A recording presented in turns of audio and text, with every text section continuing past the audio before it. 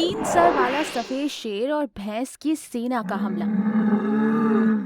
एक बार की बात है, एलियंस एक फ्लाइंग सॉसर में धरती पर एक जंगल में उतरे।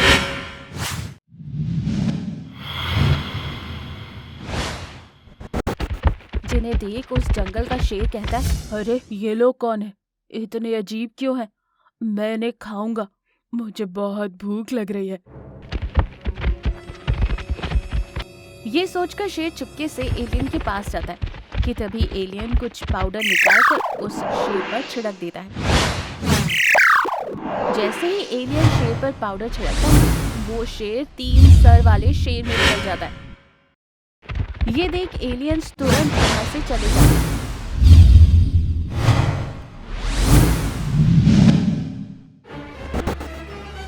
अरे ये क्या हो गया?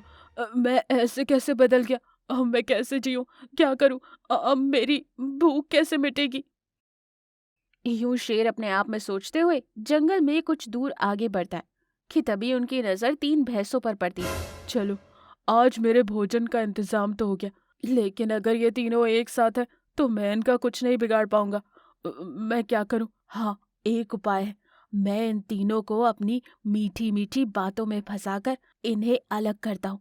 अगर ये तीनों एक साथ रहेंगे तो मेरे लिए खतरा हो सकता है। ये सोचकर शेर उन तीनों भैंसों के पास जाता है। अरे तीन सर वाला शेर, ये तो बड़ा ही अजीब है, मैंने पहले कभी नहीं देखा। दोस्तों, मुझे लगता है कि ये हम पर हमला करने आए हैं, चलो यहाँ से चलते हैं। हाय, कौन हो तुम? यहाँ क्यों आए हो? कुछ नहीं दोस्तों, कल कुछ अलग ग्रह के वासियों ने मुझे ऐसा बना दिया। अब मेरी हालत बिल्कुल भी अच्छी नहीं है। अब मैं कैसे पहले जैसा बन सकता हूँ? तुम लोग मुझे कोई उपाय बताओ, नहीं तो मरने के अलावा मेरे पास और कोई दूसरा चारा नहीं है। दोस्त, ऐसे ना कहो। यहाँ से कुछ दूर पर एक तालाब है, और वो ऐसा वैसा नहीं, जादुई तालाब है। अगर तुम उस तालाब में नहाओगे तो तुम्हारा पहला रूप शायद तुम्हें वापस मिल जाए। उस तालाब में एक जलपरी है। ये बात बताने के लिए तुम लोगों का बहुत बहुत शुक्रिया। मैं तुम्हारा ये एहसान जिंदगी भर नहीं भूलूंगा। वैसे तुम लोग यहाँ पर घास क्यों चर रहे हो? मैं ऐसी जगह जानता हूँ जहाँ तुम लोगों को बहुत ही स्वादिष्ट भोजन मिलेगा।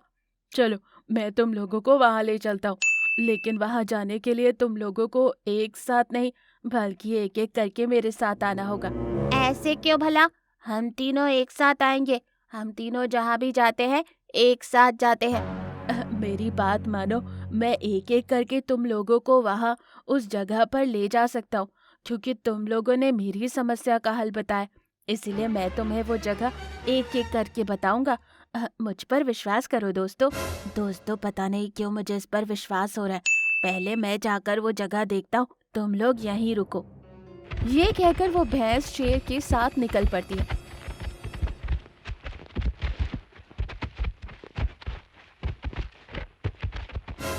जैसे ही वो उस जगह पर पहुंची, शेर भैंस पर हमला कर देता है और उसे मारकर खा जाता है।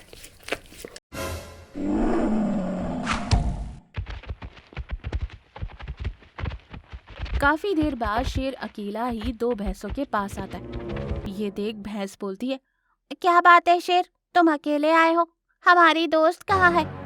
क्या बताऊं, वहां जाने के बाद तुम्हारी दोस्त वापस आने से मना कर रही है, और तो और उसने ये भी कहा है कि वो जगह तुम दोनों को मैं ना बताऊं। क्या वो जगह इतनी खूबसूरत है? हाँ, एक बार तुम दोनों भी उस जगह को देख लो तो मेरी जिम्मेदारी पूरी हो जाएगी। चलो, वक्त बीता जा रहा है। यूं दूसरी भैंस भी शेर की बातों में आ जाती है और उसके साथ निकल पड़ती है। जैसे ही वो उस जगह पर पहुंचती है, शेर उस भैंस को भी मारकर खा जाता है।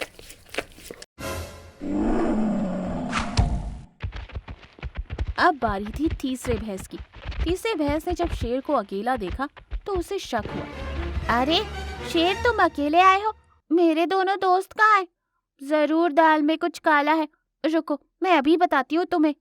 ये कहकर भैंस तुरंत भागते हुए अपनी झुंड के पास जाती और उन्हें सारी बात बताती। ये सुनकर भैंसों का सारा झुंड एकदम से शेर को घेर लेता है। बताओ मेरे दोस्तों को, क्या किया है तुमने? नहीं तो हम सब मिलकर तुम्हें मार डालेंगे। अरे नहीं नहीं, मत मारो। मैंने पाप किया है। मैं अपनी मीठी मीठी बातों में फंसाकर तुम लोगों को धोखा दे रहा था। मैं अपनी भूख को बर्दाश्त नहीं कर पाया और उन दोनों को मार कर खा गया। अरे ओ धोखेबाज, हमने तुझ पर विश्वास किया और तूने हमें धोखा दिया। हम तुझे नहीं छोड़ेंगे, मार डालो इसे। ये कहकर सारी भैंसें एकदम से शेर पर हमला कर दी।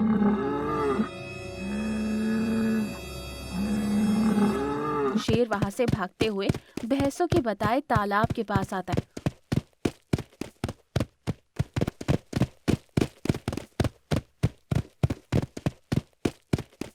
और एकदम से तालाब में छलांग मारता है। तालाब में से एक जलपरी बाहर आती है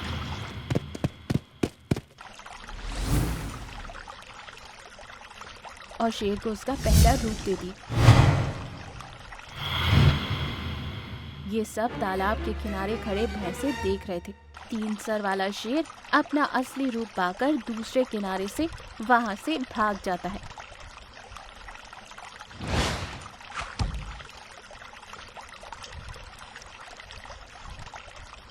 देखा भैंसों, अगर तुम सब साथ होते तो तुम्हारी ताकत दुगनी हो जाती। अलग होने की वजह से तुम कमजोर पड़ गए। इसलिए कहते हैं, अनजान लोगों से दोस्ती खतरे से खाली नहीं होती। अब तो तुम ये बात जान ही लो। ये कहकर जलपरी वहां से गायब हो जाती है। दोस्तों, ये कहानी आपको कैसी लगी? अच्छी लगी ना? लाइक करो, कमेंट करो और शेयर करो। धन्यवाद। जादुई विशाल बाज शेर और उड़ने वाला ड्रैगन का अंत। एक घना जंगल था। जंगल में कई सारे जानवर रहते थे। राजा शेर बहुत ही दयालु था। उसका कोई नहीं था, जानवर ही उसके सब कुछ थे। शेर के राज्य में जानवर बहुत ही खुश थे। एक दिन हिरन मदद के लिए भाग रही थी। मेरी मदद करो, बचाओ, ये बाघ मुझे मार डालेगा। बाघ हिरन के पीछे पड़ा हुआ था। हिरन भागते भागते काफी दूर चली जाती है। वो एक पुरानी गुफा में चली जाती है, जहाँ वो एक दरवाजे को देखकर सोचती है, अरे ये कैसा दरवाजा है, बड़ा ही अजीब है। मैं इसे खोल कर देखती हूँ। हिरन वो दरवाजा खोलती है। उस दरवाजे में से एक बहुत ही बड़ी आवाज से भरी रोशनी आती है, जिसे सुनकर हिरन डर जाती है और वहाँ से भाग जाती है। थोड़ी देर बाद उस गुफा में से एक भयंकर ड्रैगन बाहर आता है। उसी जंगल में एक मायावी पेड़ था। पेड़ आवाज को सुनकर, इतने सालों बाद वो राक्षस ड्रैगन बाहर आया है। जंगल में लगता है बहुत बड़ी मुसीबत आने वाली है। दूसरी ओर ड्रैगन, अरे कितने साल बीत गए, बहुत भूख लग रही है। इन सारे जानवरों को खाकर मैं अपनी सालों की भूख मिटाऊंगा। जैसे ही वो जंगल में आता है, जंगल में आतंक मचाने लगता है। जानवर ड्रैगन को देखकर डर जाते हैं और अपनी अपनी जान बचाकर भागने लगते हैं। ड्रैगन जानवरों को चींटियों की तरह मसल रहा था। वो हवा से भी तेज उड़ते हुए जानवरों का शिकार कर रहा था। बेचारे जानवरों को भागने का भी कोई मौका नहीं मिल रहा था। जब ये बात शेर को पता चलती है तो वो गुस्से से दहाड़ मारते हुए ड्रैगन का अंत करने उसके पास आता है।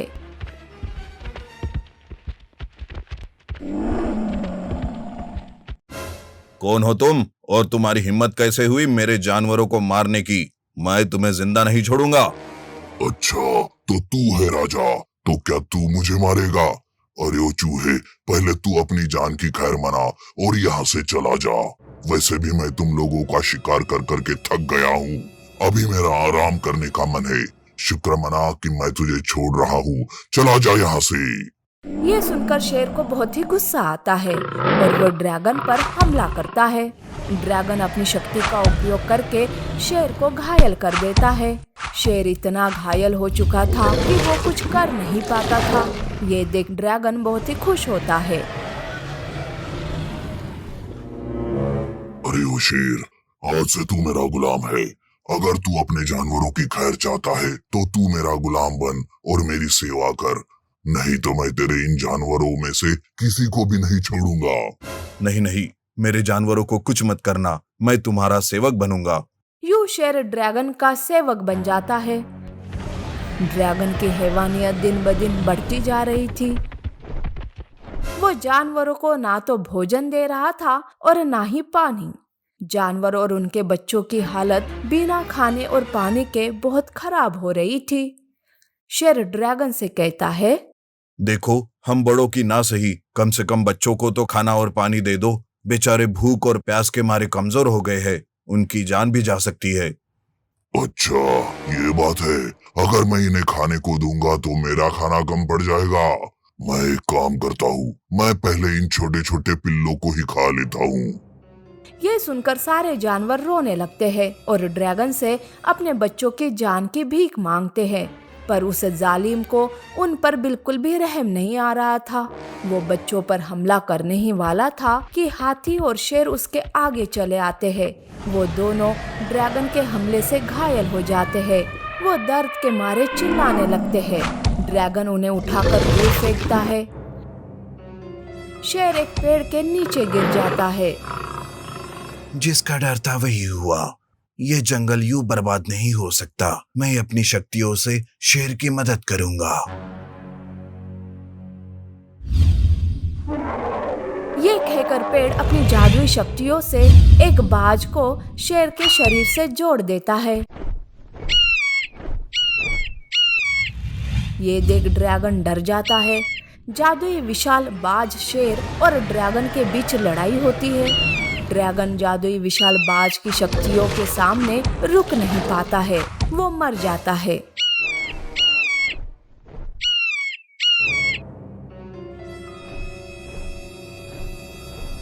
बाज और शेर अलग हो जाते हैं। शेर जादुई पेड़ का धन्यवाद करता है। उस दिन से जंगल में जो भी मुसीबत आती, शेर जादुई पेड़ की मदद से बाज का शरीर अपना लेता और जंगल की रक्षा करता।